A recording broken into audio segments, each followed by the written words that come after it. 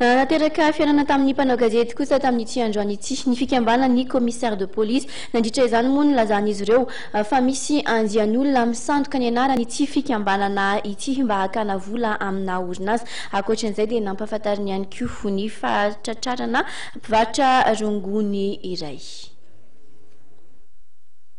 Ny zoma ho avy izao dia mikarakara hetsika fitadiavam-bola anohanana ny tombon'ny polisy fitazana Kamboty any Ambatolampy ny amicale des commissaires de police eny amin'ny Antsivato.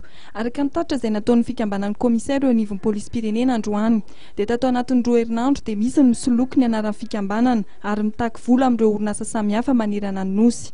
Nampitandrina ny olona izay manao ny fisolokiana ary miantso ny rehetra ho mailo ny amicale des commissaires de police.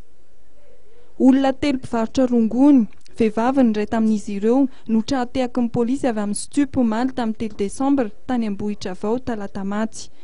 Tamin'ny loharambavao avy amin'ny olona tsara sitrapo nahafantaran'ny polisy avy amin'ny Stup fa misy olona mivarotra rongony eny Ambohitravaao talata maty.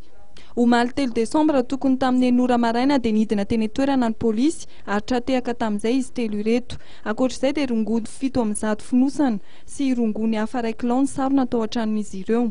Tamin'ny fanadihadiana nataony nahafantarana fa 200 ka hatramin'ny 500 ariary no hamarito an'ireo olon-dratsy ireo ny fonosana ary 400 ariary kosa ny iray fonosana.